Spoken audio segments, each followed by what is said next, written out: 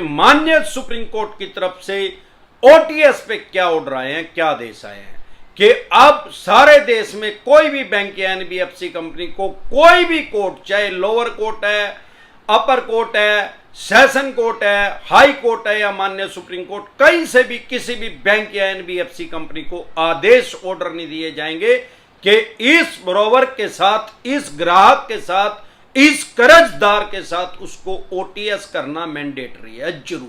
तो कभी भी जब भी आपके पास सरफेसी एक्ट का नोटिस आए उसको कभी भी इग्नोर ना करें। एक बात लिख के अपनी जेब में डाल लें, 138 का चेक बाउंस का जब भी नोटिस आए उसको कभी इग्नोर ना करें, क्योंकि वो आपको जेल में पहुंचा सकता है अगर आप उसको इग्नोर करेंगे।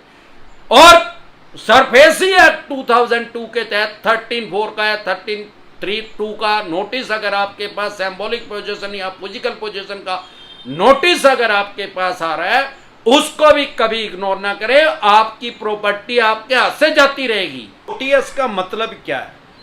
वन टाइम सेटलमेंट, सामान्य बोलचाल की भाषा में समझौता, कॉम्प्रोमाइज।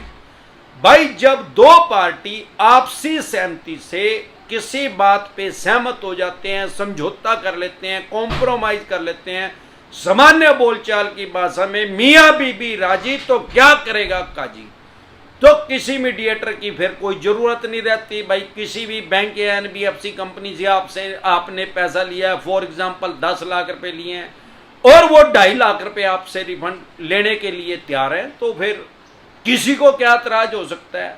साथियों, सबसे पहले यह समझेंगे कि ये ऑर्डर आए क्यों हैं।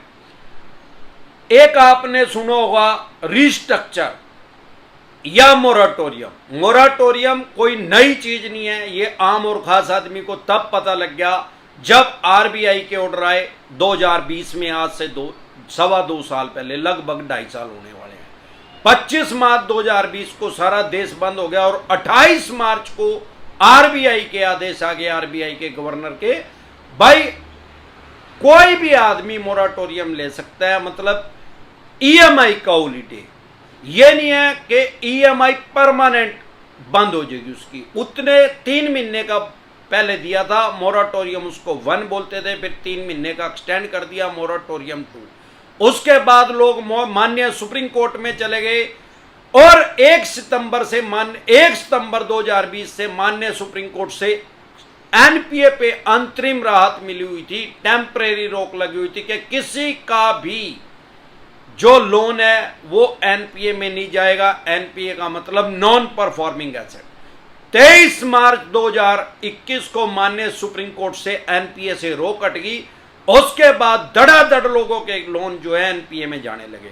कुछ एनबीएफसी कंपनी, कुछ बैंक ऐसे भी कलाकार निकले जिन्होंने बैकडेट से ही एनपीए लगाना शुरू कर दिया, लेकिन जब तक माननीय सुप्रीम कोर्ट से उस पर टेम्परेरी रोक लगी हुई थी तब तक उस ड्यूरेशन में 23 मार्च 2021 से पहले अगर कोई उसको एनपीए में डाल रहा है या दिखा रहा है कि उस टाइम एनपीए में चला गया, तो वो गैर कानूनी है, माननीय सुप्रीम कोर्ट की अवमानना है। आप उसके खिलाफ रिट दायर कर सकते हैं, याचिका दायर कर सकते हैं माननीय सुप्रीम कोर्ट में। साथियों, रिस्ट्रक्चर क्या है? रिस्ट्रक्चर की अगर सामान्य बोलचाल की भाषा में बात करूं तो इसको मकान को सारे को गिर दो, बिल्डिंग को मेल्ट कर दो, जीरो कर दो, जड़ भी इसकी उखाड़ दो और दोबारा से इसकी नींव डाल के फाउंडेशन करके इसको, मकान को, दुकान को, फैक्ट्री को, कारखाने को दोबारा से बनाया जाए। ऐसे ही रिस्ट्रक्चर का मतलब है पुराने लोन को जड़ से खत्म करना, क्वैशिंग करना उसकी, और एक नया लोन बनाना, नया लोन नंबर देना, उसमें बैंक या एनबीएफसी कंपनी प्रोसेसिंग चार्जेस भी लेंगे, सारा नए तरीके से लोन होगा। अब उसमें क्या होगा, टाइम ड्यूरेशन बढ़ जाएगी, आपकी लोन की जो टर्म है वो लंबी हो जाएगी। आपके अकॉर्डिंग उसको वो सेट कर सकते हैं। ये उसी के अंदर ही मोराटोरियम जो है वो इनबिल्ट है। कोई भी बैंक या एनबीएफसी कंपनी जब भी मोराटोरियम देती है 3 महीने, 6, 9, 12, 15, 18, 21 या 24 महीने के लिए, मैक्सिमम 2 साल के लिए मिल सकता है। अब वो 3, 6, 9 महीने के लिए क्यों मिलता है? एक महीने के लिए, 5 महीने के लिए, 7 महीने के लिए या 11 महीने के लिए क्यों नहीं मिलता? क्योंकि हर बैंक और एनबीएफसी कंपनी क्वार्टरली 3 महीने के बाद अपना हिसाब करते हैं, लेखा जोखा देखते हैं कि क्या प्रॉफिट हुआ, क्या लॉस हुआ, फायदे में है क्या नहीं है। इसीलिए वो 3 महीने, 6, 9, 12, 15, 18, 21 या 24 महीने के लिए मोराटोरियम दे सकती है अगर आपका लोन रिस्ट्रक्चर हो रहा है तो। अब सवाल ये आता है कि जैसे अभी भाई ओटीएस पे रोक लग गया गया, एक साउथ की एक कंपनी है, 114 करोड़ का उसका लोन था, वो माननीय सुप्रीम कोर्ट में चली गई थी और माननीय सुप्रीम कोर्ट के आदेश आए कि भाई हम ओटीएस के आदेश किसी भी बैंक या एनबीएफसी कंपनी को नहीं देंगे। वैसे भी मैं आपकी जानकारी के लिए बता दूं, हमारे देश की कोई भी कोर्ट ऐसे ऑर्डर, ऐसे आदेश पारित नहीं करती कि किसी भी बैंक या एनबीएफसी कंपनी को बाध्य किया जाए, मजबूर किया जाए, उसको ज्यादा प्रेशराइज किया जाए कि भाई उसको ओटीएस करनी ही पड़ेगी, वन टाइम सेटलमेंट करनी ही पड़ेगी। यह कोई मैंडेटरी नहीं है बैंक और एनबीएफसी कंपनी के लिए ओटीएस करना। अब फिर सवाल है कि ओटीएस करते क्यों है? वही लगी फटने, खरात लगी बटने। अगर ये आपके ऊपर केस करेंगे, केस की इंतजार में रहेंगे तो माननीय सुप्रीम कोर्ट तक जाते आते 40-45 साल लगेंगे। 2-3 साल में इनकी कैच बारने आ जाएगी। क्या आ जाएगी? कैच बारने आ जाएगी इनकी 2-3 साल में। इतना इनके पास पेशेंस नहीं है, धैर्य नहीं है, क्योंकि इनको यह पता है जिसको इन्होंने लोन दे रखा है वो कोई 16 साल का नहीं है, 20, 25, 30, 35, 40 साल का तो होगा। और जिसने लोन दे रखा है, जो बैंक का मालिक एनबीएफसी कंपनी का, वो आदमी तो है, कोई भूत थोड़ी है यार। उसकी 16 साल के लड़के या लड़की को तो किसी बैंक एनबीएफसी कंपनी की पावर ही नहीं है, आरबीआई ने परमिशन ही दे रखी उसको बैंकिंग करने की, तो उसकी उम्र भी 25, 30, 35, 40, 50 होगी। उसका भी बोलो राम हो जाएगा, वो भी हरिद्वार चला जाएगा, और जिसने पैसे लिए वो भी हरिद्वार चला जाएगा। फिर पैसे किससे लेंगे? इसीलिए खुद से बैंक और एनबीएफसी कंपनी खुद से आगे बढ़ते हैं वन टाइम सेटलमेंट करने के लिए। अगर आप सेटलमेंट करना चाहते हैं तो सेटलमेंट डिसेंट एडवाइस लिख के वीडियो देख लें। और एक बात समझ लें, ना ही तो पहले कोई कोर्ट ऐसे आदेश देती थी ब्रिटिश काल से अब तक, क्योंकि ब्रिटिश काल में भी बैंकिंग हो रही थी, ना तो तब ब्रिटिश काल में ऐसे कोई ऑर्डर पारित हुए आज तक, जब से हमारे देश में कोर्ट लगने लगी है कि भाई किसी बैंक को आदेश दे दिए जाए, ऑर्डर दे दी जाए ओटीएस के। ओटीएस ब्रिटिश काल में भी हो रही थी, जब से बैंकिंग स्टार्ट हुई है तब से ओटीएस हो रही है, और जब तक बैंकिंग अनंत काल तक चलेगी तब तक ओटीएस होती रहेगी। नहीं तो क्या बताया, नहीं ओटीएस करेंगे तो इनकी कैच बारने आ जाएगी। उस कैच को ऊपर चढ़ाने के लिए अपनी ओटीएस करते हैं, लोगों को बचाने के लिए नहीं, अपने आप को खुद से बचाने के लिए ओटीएस करते हैं। नहीं तो इनको वो लोन राइट ऑफ करना पड़ेगा या केस करना पड़ेगा। केस, कोई भी आपकी ईएमआई डिफॉल्ट होगी, अगर आपके पास पैसे हैं तो इनके पैसे दे दें, और नहीं पैसे हैं तो राहु केतु ग्रह तो क्या करे, साक्षात शनिदेव भी धरती पे आ गया, आपका कुछ नहीं बिगाड़ सकते। और ये चवन्नी छाप तो सोता ही कुछ नहीं है। जैसे ही आपकी ईएमआई डिफॉल्ट होती है, सबसे पहले इनके पास एक तीर है, एक बाण है, उसको चला देते हैं, जिसको बोलते हैं सिविल। आपके सिविल को खराब कर देते हैं, क्योंकि हर बैंक और एनबीएफसी कंपनी हर महीने सिविल को रिपोर्ट भेजती है।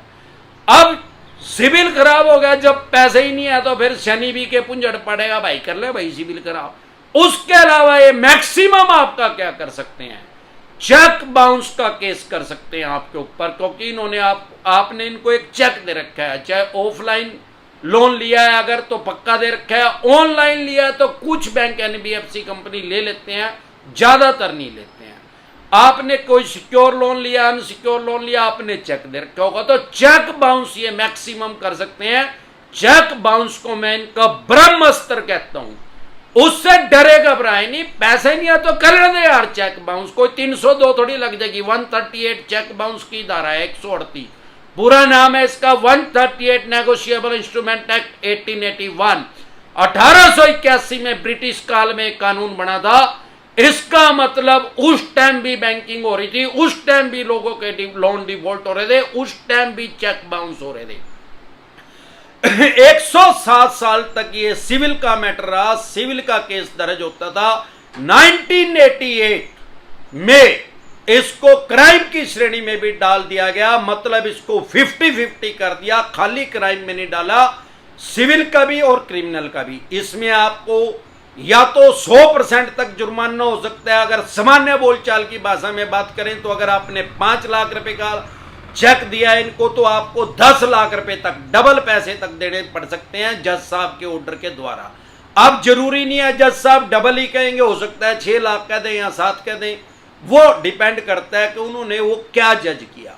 या मैक्सिमम 2 साल तक की सजा हो सकती है, जरूरी नहीं है कि 2 साल की होगी, 6 महीने की हो जो, 3 महीने की हो जो, 12 महीने की हो जो, 1.5 साल की हो जो, 2 साल की हो जो, मैक्सिमम 2 साल की सजा का प्रावधान है एक चेक बाउंस के अंदर। और मैंने आज तक 50 लाख से कम में किसी को 2 साल की सजा नहीं होते हुए देखिए, क्योंकि जज साहब भी बहुत बड़ी पोस्ट है और जज साहब जो होते हैं वो बहुत जो दिमाग वाले आदमी होते हैं वो उस तक जाते हैं, वो बहुत ज्यादा ब्रिलियंट होते हैं।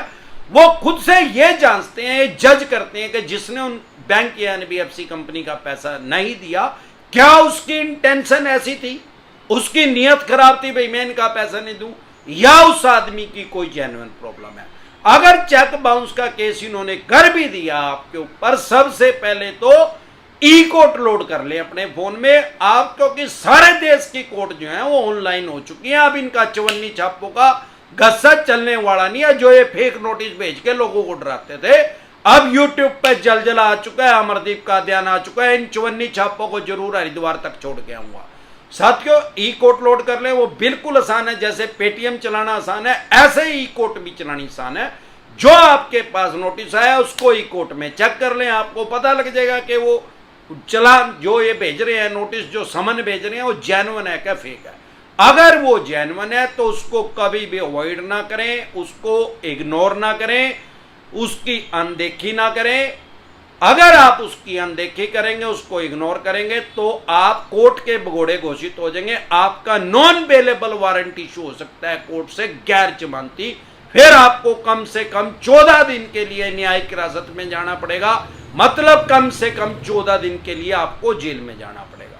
लेकिन अगर आप उसको इग्नोर नहीं कर रहे, पहली दूसरी तारीख पे आप चले जाते हैं, तो तुरंत प्रभाव से बेल मिल जाएगी, जमानत मिल जाएगी, साथ के साथ आपको जमानत मिल जाएगी। जिस भी डिस्ट्रिक्ट में इन्होंने आपका चेक बाउंस किया है वहीं पे जमानत मिल जाएगी, आपको बेल मिल जाएगी। बेल या जमानत करवाने के लिए आपको उस स्टेट के हाई कोर्ट में जाना नहीं पड़ेगा। साथियों, इसके अलावा अगर आपके पास ये सरफेसी एक्ट का नोटिस भेज रहे हैं या सरफेसी एक्ट 2002 के तहत 13(2) का नोटिस भेज रहे हैं, 13(4) का भेज रहे हैं, सिंबॉलिक पोजीशन का, फिजिकल पोजीशन का, डीएम साहब का, या 138 नेगोशिएबल इंस्ट्रूमेंट एक्ट 1881 का, पेमेंट एंड सेटलमेंट एक्ट 2007 का, या आर्बिट्रेशन एंड कंसोलिडेशन एक्ट 1996 का, या रिकॉल नोटिस भेज रहे हैं, अन्य किसी भी तरह का कोई भी नोटिस भेज रहे हैं, तो कभी भी जब भी आपके पास सरफेसी एक्ट का नोटिस आए उसको कभी भी इग्नोर ना करें। एक बात लिख के अपनी जेब में डाल लें, 138 का चेक बाउंस का जब भी नोटिस आए उसको कभी इग्नोर ना करें, क्योंकि वो आपको जेल में पहुंचा सकता है अगर आप उसको इग्नोर करेंगे। और सरफेसी एक्ट 2002 के तहत 13(4) का या 13(3)(2) का नोटिस अगर आपके पास, सिंबॉलिक पोजीशन या फिजिकल पोजीशन का नोटिस अगर आपके पास आ रहा है, उसको भी कभी इग्नोर ना करें। आपकी प्रॉपर्टी आपके हाथ से जाती रहेगी, फिर वो चाहे 2 करोड़ की हो, 5 की हो, 25 की हो, 50 करोड़ की है, जितने भी करोड़ की, उसकी एक्शन कर देंगे, बोली कर देंगे, सेल कर देंगे। अगर ऐसा नोटिस आ रहा है तो तुरंत प्रभाव से लीगल एडवाइस लें, क्योंकि प्रिवेंशन बेटर देन क्योर, इलाज से हमेशा परहेज बेहतर है।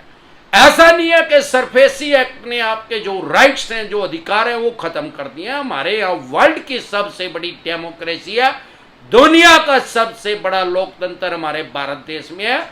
ऐसा कोई भी कानून नहीं आएगा हमारे देश में, जहां तक मैं समझता हूं, कि जो आम और खास आदमी के राइट्स और अधिकारों का हनन करेगा जो संविधान ने हमें दिया है। जैसे आप अपने राइट्स और आपको अधिकार पता होगा तो ये आपकी प्रॉपर्टी का कुछ नहीं कर सकते। निंजा टेक्निक जान ले इनसे बचने की। इसके अलावा अगर आप हमारे साथ टेलीफोनिकली जुड़ना चाहते हैं, पर्सनल मीटिंग करना चाहते हैं, आपकी स्क्रीन पे कमेंट बॉक्स के अंदर एक नंबर आया हुआ है 9306347314।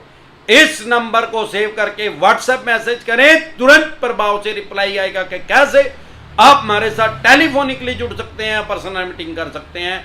फिर आपका लोन 2 करोड़ का है, 5 का है, 25 का, 50 करोड़ का है, जितने भी करोड़ का। एक बार जोर से मिलकर नारा लगाएंगे, जय ससुराल वालों की।